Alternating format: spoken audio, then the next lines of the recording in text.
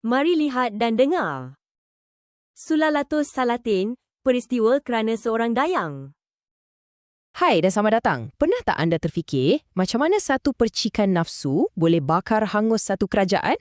Okey, hari ini kita akan patah balik ke zaman Kesultanan Pasai pada kurun ke-14. Kita nak tengok macam mana kisah seorang dayang ni boleh mencetuskan satu rantaian peristiwa yang penuh dengan perebutan kuasa, dendam dan juga penyesalan yang tak berkesudahan. Inilah soalan paling penting yang akan kita rungkai sama-sama. Kisah ni kan, dia macam satu cermin yang tunjukkan betapa rapuhnya sebuah tahta tu bila rajanya tunduk pada nafsu.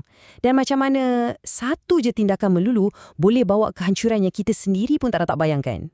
Baiklah, jom kita mula. Cuba bayangkan ada dua kerajaan yang berjiran, Semundra dan Pasai. Masing-masing diperintah oleh dua orang adik-beradik. Kalau tengok dari luar, nampak macam aman damai je. Tapi sebenarnya, di sebalik semua tu, keseimbangan kuasa antara mereka ni sangatlah rapuh. Tunggu masa je nak retak. Okey, so kita ada dua watak utama. Di satu pihak, kita ada adenda Sultan Malikul Mansur, pemerintah Semundra. Dan di pihak lagi satu, kakandanya, Sultan Malikul Tahir, pemerintah Pasai. Dan hubungan adik-beradik inilah yang akan diuji dan jadi paksi kepada tragedi yang bakal berlaku. Segalanya bermula dengan niat yang nampak macam baik. Sultan Mansur cuma nak pergi ziarah abang dia. Tapi menterinya yang dah tua dan bijaksana, Sidi Asma Yaumiddin, dia dah rasa tak sedap hati. Dia merayu-rayu pada Sultan supaya jangan pergi. Seolah-olah dia dah nampak bayangan malapetaka yang akan datang. Tapi biasalah kan, nasihat orang tua ni kadang-kadang tak diindahkan. Sultan Mansur tetap juga berangkat ke Pasai. Dan di sana, dalam istana abangnya sendiri, matanya terpaut pada seorang dayang. Tanpa fikir panjang, dia ikutkan nafsu, dia bawa lari dayang tu ke Semundra. Dan inilah percikan api yang memulakan kebakaran besar tu. Yang agak peliknya, dia menyesal dengan cepat. Sebaik je balik ke Semundra, Sultan Mansur terus mengaku pada menterinya, "Aku terkena oleh hawa nafsuku." Dia tahu dia dah buat silap besar, tapi semuanya dah terlambat. Roda malapetaka tu dah pun mula berputar. Okey, sekarang kita tengok pula apa jadi kat Pasai.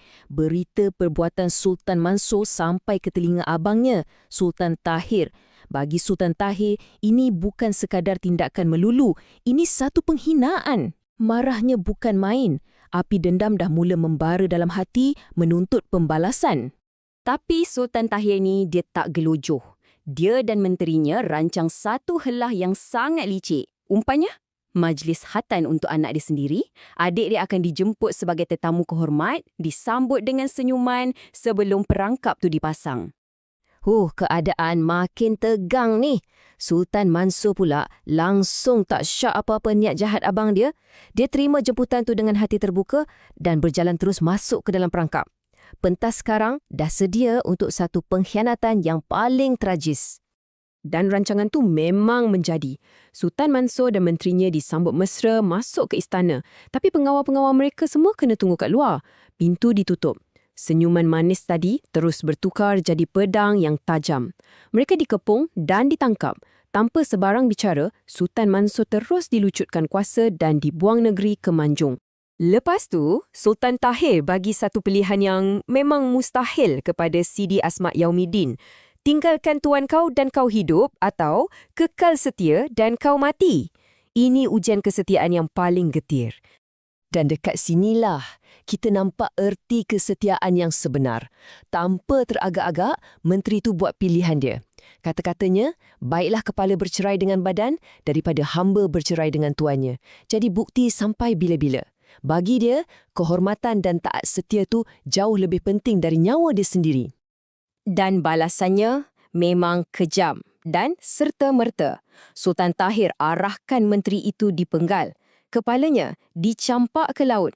Satu pengakhiran yang sangat ngeri untuk seorang hamba yang begitu setia. Dendam Sultan Tahir dah terbalas, tapi kemenangan tu rasa kosong. Tak ada kepuasan pun. Yang ada cuma rasa bersalah yang mula menghantui dia. Sekarang, jom kita saksikan macam mana harga sebuah dendam tu dibayar dengan penyesalan. 3 tahun yang panjang pun berlalu. 3 tahun di mana tahta Pasai tu rasa sejuk dan sunyi. Bagi Sultan Tahir, setiap hari jadi peringatan atas apa yang dia dah buat. Dendam yang dia rasa dulu tu dah jadi macam racun, sikit-sikit makan diri dia dari dalam. Akhirnya, dia dah tak tahan. Rasa menyesal tu betul-betul menguasai diri dia. Dia sedar betapa bodohnya tindakan dia. Disebabkan seorang perempuan, dia dah hancurkan adik dia sendiri dan bunuh seorang menteri yang tak bersalah. Harganya terlalu mahal. Jadi, dengan harapan nak perbetulkan semua silap dia tu, Sultan Tahir pun hantar rombongan diraja untuk jemput Sultan Mansur pulang. Pulang ke pangkuan keluarga dan juga ke tahtanya. Perjalanan pulang ni sepatutnya jadi satu momen perdamaian kan? Tapi sebaliknya, ia bertukar jadi babak terakhir yang paling menyedihkan dalam kisah ni. Harapan untuk bersatu semula berakhir dengan tragedi. Dalam perjalanan pulang, Sultan Mansur singgah di pusara menterinya yang setia di Padang Maya. Dalam kesedihannya, dia bagi salam pada kubur tu. Dan masa itulah, benda yang luar biasa jadi. Ada satu suara jawab dari dalam kubur. Macam roh menteri itu masih menanti, mengajak dia untuk bersama. Rasa sedih tu agaknya terlalu berat untuk ditanggung. Dihantui rasa kehilangan dan bersalah, Sultan Mansur rebah di sisi makam sahabatnya. Dan di situlah hatinya yang dah luluh tu akhirnya terhenti dan dia menghembuskan nafasnya yang terakhir. Bayangkan, bila Sultan Tahir tiba, dia harap nak jumpa adik dia hidup-hidup. Tapi yang dia jumpa, cuma jasad adiknya yang dah tak bernyawa. Dan dalam satu ironi yang paling tragis, dia kebumikan adiknya betul-betul di sebelah makam orang yang dia dah bunuh 3 tahun lepas. Dengan hati yang dah hancur, Sultan Tahir pun dah tak sanggup nak jadi raja lagi. Kisah ini berakhir dengan satu pengajaran pahit yang diwariskan kepada generasi seterusnya. Jadi sebelum meninggal, Sultan Tahir yang dah turun tahta ni, dia tak tinggalkan harta. Dia tinggalkan sesuatu yang lebih penting, wasiat untuk anak dia. Dan setiap satu nasihat ni bukanlah sekadar kata-kata. Ia pengajaran pahit yang lahir dari kesilapan dan penyesalan dia sendiri. Inilah kebijaksanaan yang dibayar dengan harga sebuah pertalian saudara dan nyawa yang tak ternilai. Jadi, sebagai penutup, cuba kita sama-sama fikirkan soalan ni. Apa tragedi yang lebih besar?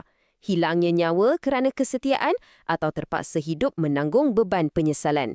Kisah ini ingatkan kita yang setiap tindakan, lebih-lebih lagi yang didorong oleh nafsu, ada akibatnya yang akan bergema sampai bila-bila. Terima kasih kerana sudi mendengar kupasan kali ini.